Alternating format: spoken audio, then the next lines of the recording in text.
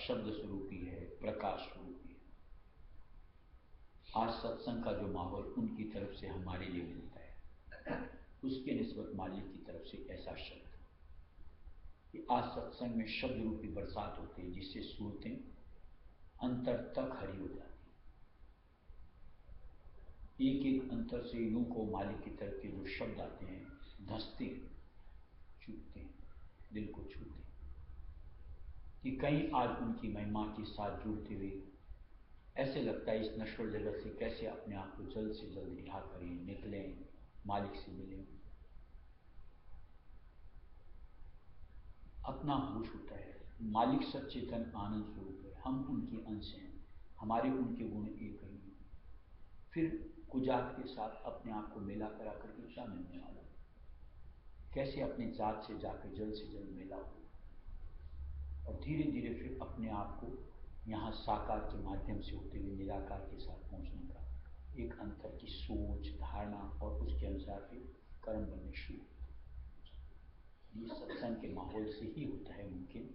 और सत्संग का माहौल न मिले, किसी चीज़ की समझ अपनी कहो, चाहे मालिक की कुदरती कहो, न उस जुगत की कहो, हर चीज़ से जीव अज्ञान और ऐसे निश्चित तौर से भरमना हमारी जानी थी।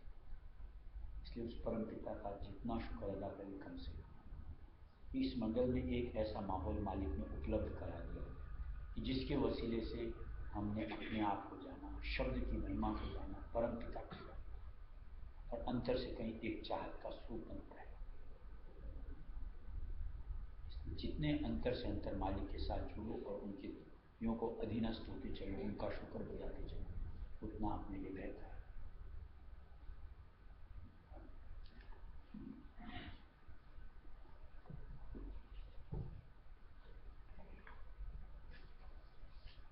मेरे शब्द स्वरूपी सतगुरु हैं, राधा स्वामी के मंजूर नजर।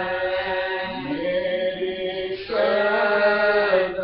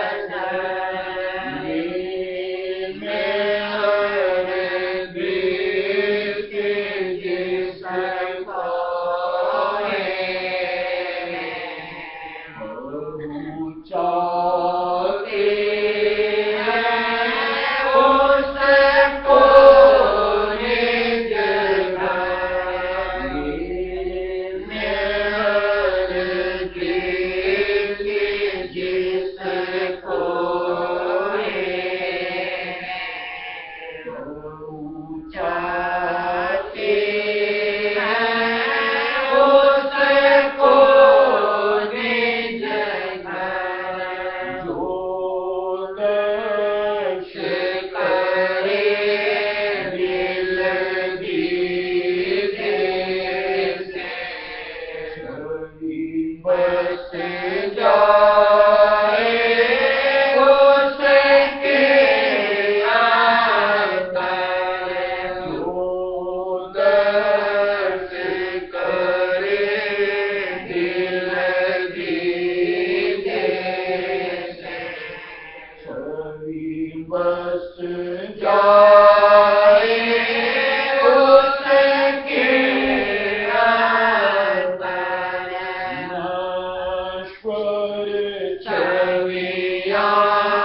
सब धुल जाए, भक्त में पावे स्वामी की खबर, सर चलिया सब धुल जाए, भक्त में पावे स्वामी की खबर, मेरी सत स्वरूपी सतगुरु है, राधा स्वामी के मंजूर नगर, ये मेहर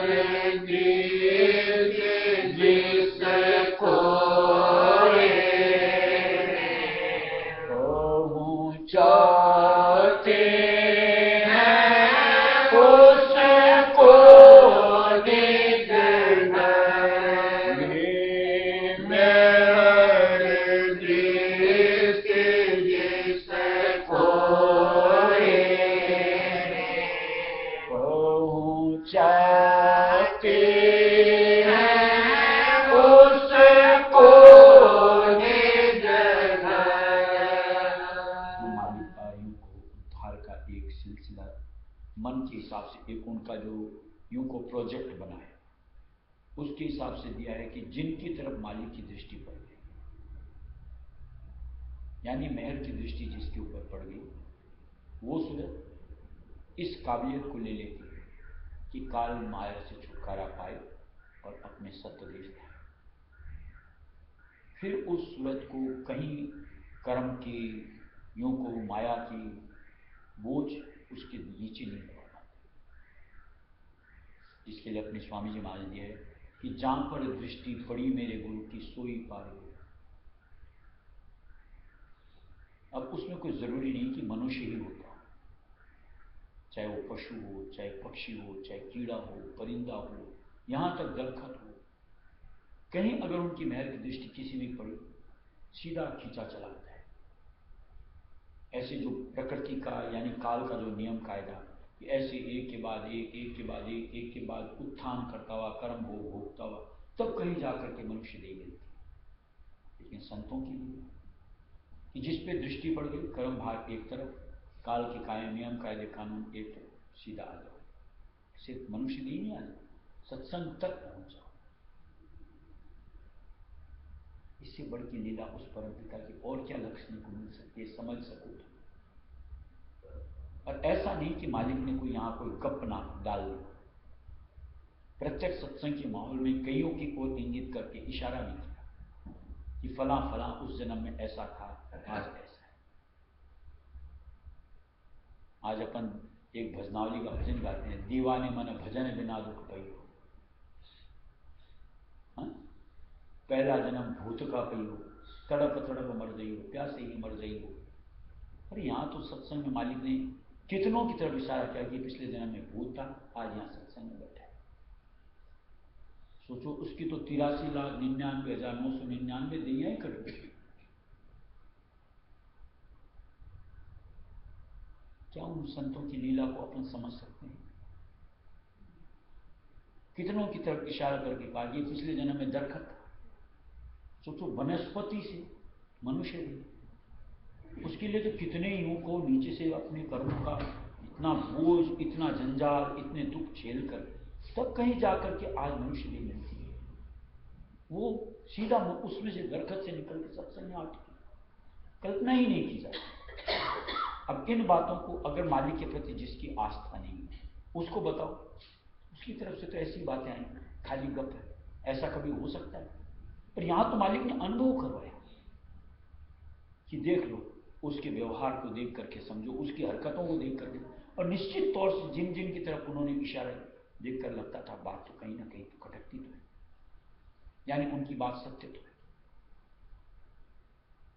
फिर भी अपन मालिक का अगर यूं को अंतर से एहसास न लें, उनका शुक्र न बजाएं, हमारी मंद बुद्धि ही कही जाएगी कि सब कुछ सामने होते हुए नहीं मुझे नहीं दिखता, अंधे बन जाओ। सारी लीला सामने देती, मुझे तो मालिक को नहीं मान, मत मान, नुकसान आप अपना कर दो। और नहीं तो गतमत को लगते चलो, अपने भाव को उमेड़ते चलो, जल्द से जल्द अपना काम बना लो। होना तो यही चाहिए, अगर थोड़ी सी भी संत मत की समझ है और मालिक की लीला की वाकिफता है। वह त्याग चले पिंड ब्रह्मांड को, सूरत चढ़ जावे उसकी अगर। वह त्याग चले पिंड ब्रह्मांड को, सूरत चढ़ जावे उसकी अगर। निज महल में वो बासा पावे, राधा स्वामी ज्ञान मिले निज वर। निज महल में वो बासा पावे, राधा स्वामी ज्ञान मिले निज वर। मेरे शब्द स्वरूपी सतगुरु हैं, राधा स्वामी के मंजूर नजर। वे मेरे दृष्टि जिसको पहुँचाते हैं उसको निज घर। वे मेरे दृष्टि जिसको पहुँचाते हैं उसको निज घर। भजन अपन गाते हैं भजनावली का, कि क्या दिया है, अजामिल गिद्ध गणिका जिस दया गंगा में करते हैं, उसी में बिंदु सा पापी मिला लोगे तो क्या होगा। गाते हैं आज ये सब किस्से पुरानी जो अवतार स्वरूप आए उनसे जुड़े हुए, हमको सुन करके आश्चर्य नहीं होता, बल्कि ऐसा लगता है कि हाँ वो अवतार थे, उनके जरिए से ऐसा हुआ। थोड़े से अगर कर्म के हिसाब से आप किसी भी जो महंत बने फिरते हैं, जो अपने आप को ज़्यादा धर्म के हिसाब से ज्ञानी मानते हैं, पूछो। जैसे कई सत्संग में अपन ने इधर में भी चर्चा करी, एक एक कर्म के साथ एक एक योनियाँ हैं, और जिसने मान लो सारी जिंदगी कर्मों का ही बोझ ढोया, उसके लिए वापिस नरदेही मुमकिन है। लेकिन अगर संत मत के हिसाब से देखो, अगर उनके ऊपर मालिक की विशेष मेहर दया पड़ गई, नजरे इनायत जिसको कहो, उसके लिए सब कुछ मुमकिन है। जैसे आज वेश्या होती है, रात दिन पतित से पतित काम करती है, और धर्म ग्रंथों के हिसाब से उसको बद से बदतर जोनियां मिलती है, और वो भी महाकष्टदायक। पूछो आप किसी से भी, मैं नहीं कह रहा, किसी से भी पूछो। और इतनी तो हमारी बुद्धि है, तो हम भी समझ सकते हैं, हाँ उसने इतना गलत किया है तो हो सकता है उसको बहुत नीचे तक जाना पड़े। लेकिन यहाँ तो मालिक ने ऐसा इंगित कर करके कि ये पिछले जन्म में वेश्या थी, आज सत्संगी। क्या समझ सकते हो इस अजूबे को?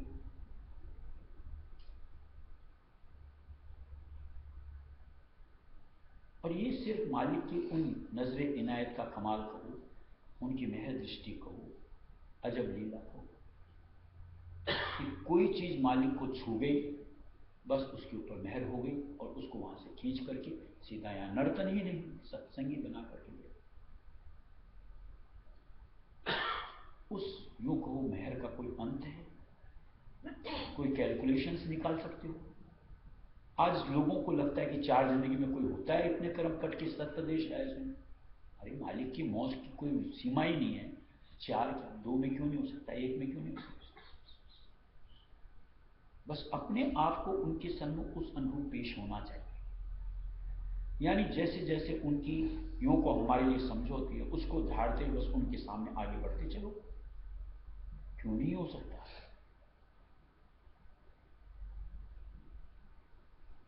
इसलिए उनकी मेहर को लेना निश्चित तौर से, अगर थोड़ी सी भी संत मत की समझ है और मालिक को यानी संत अपने गुरु को मालिक के कुल का स्वरूप मानते हैं, तो हमारा प्रयत्न इस अनुरूप होना चाहिए कि किसी तरीके से हम उस दाता को खुश करें, अपने प्रति मेहरबान करें। ये तो भजन गाते हैं, मेहरबान आ गया है मेहरबानी लूटा दी। और वो मालिक तो इस मंडल में आता ही जीव कल्याण के लिए ही है। हम झोली कितनी बड़ी निकाल पाते हैं ये हमारी अपनी समझ होनी चाहिए कि कितना समय है। मालिक की तरफ से कोई मुमानियत थोड़ी है कि इसके ऊपर इतनी पड़ेगी, इसके ऊपर इतनी पड़ेगी। गिन गिन करके तो हम लोग देते हैं, बेहिसाब देना ये तो उस मालिक का सलूक है। लेकिन कर्म के हिसाब से उनकी मेहर दया मिलती है। अगर निखट्टू हो गए, नालायक हो गए, यानी कहा जाता है कुछ करते कुछ और फिर देखते हैं कि हमारी झोली भरे, न तो हम पसार ही पाते हैं और न उसमें मालिक की मेहर आ ही पाती। इसलिए कहीं झिझक करके थोड़ी सी संत मत की महिमा और अपने गुरु को मालिक के कुल्ल का स्वरूप मानकर थोड़ा सा अटैचमेंट उस तरीके का बनाओ। फिर देखो कैसे भक्ति अंतर से यूं को सोता फूटता है, उमड़ता है। और फिर देखो कैसे गदगद होकर के हर वक्त राया स्वामी राया अपने आप में लेना नहीं पड़ता, याद नहीं करना पड़ता। लेकिन तभी जब कहीं अंतर से आप उनसे जुड़ो बातों से। वे शब्द बोध में झूल रहे हरदम बसते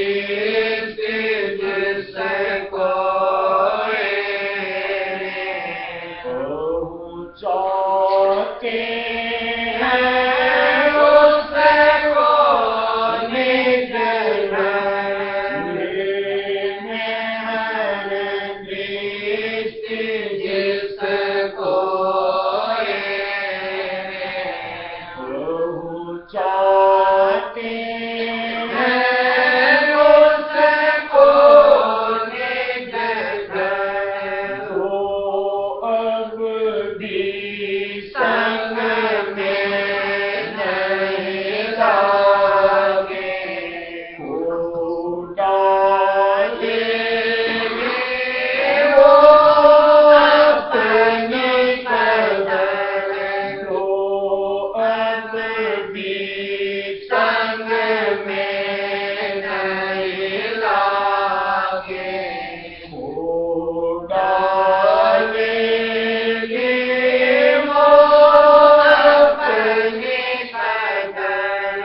राधा स्वामी जाल को नहीं पावे, ठोकर खावेगी वो दर-दर।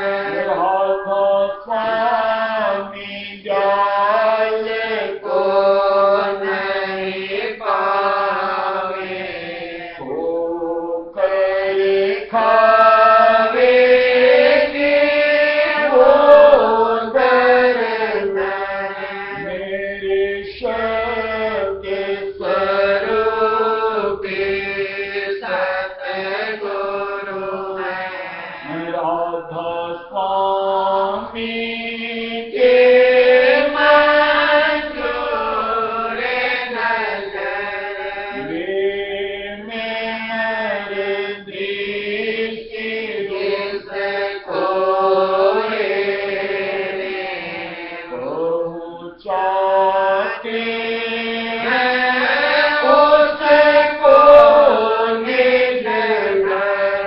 वे मेरे दृष्टि जिसको पहुँचाते हैं उसको निज घर। देखो, हम जीव हैं, किसी के भी मन में जैसे अभी जो चर्चा करी उस चीज को गवाही नहीं देता कि ऐसा हो सकता है, कैसे हो सकता है। इसके लिए मालिक ने कई जगह उदाहरण दिया है, सत्संग में भी कई बार जैसे सुना होगा कि जैसे पुराने जमाने के अंदर में राजा महाराजाओं का जो राज चलता था, चलती थी ना प्रथा, उस वक्त में ऐसा दिया गया है कि जो अच्छे राजा होते थे रात को भेष बदल करके निकलते थे गांव का हालचाल जानने के लिए कि कहीं किसी को कोई तकलीफ तो नहीं है, कैसा माहौल है यहाँ राज्य का। और ऐसे में किसी ने आज समझ लो उस रात के दौरान उसकी आवभगत कर दी, उसकी सेवा से अगर वे प्रसन्न हो गए तो सुबह अपने दरबार में पहुंचते, उसको बुलावा भेज करके बुलाते थे, उसको निहाल कर देते, जागीर दे देते थे। पड़ा हुआ है। ऐसा ही कुछ संतों की लीला होती कि जिस पर मेहर हो जाए उनके लिए क्या ऐसा है कि वो ना कर सकते।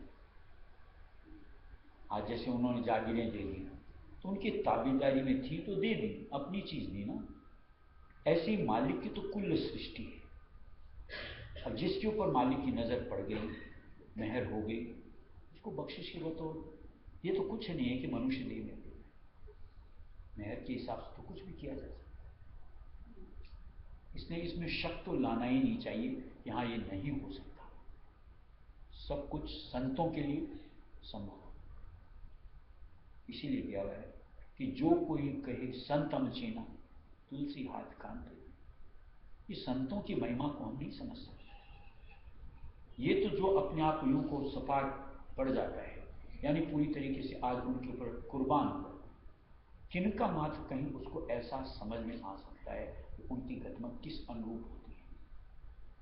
और यूं जो कहीं अपने अकड़ के साथ चलता है, बुद्धि बल के साथ चलता है, उसके लिए एक साधारण आम जीव, यही 5 तत्व का भाड़ा, यही 9 दरवाजे, उसी तरीके का चाल चलन, कोई भिन्नता बाहर तो देखने को नहीं मिल सकती। लेकिन जहां उनकी गतमत से जुड़ना शुरू करोगे, एक से बढ़कर के एक रखोगे, दिल बाग बाग हो जाता है। याद रखो।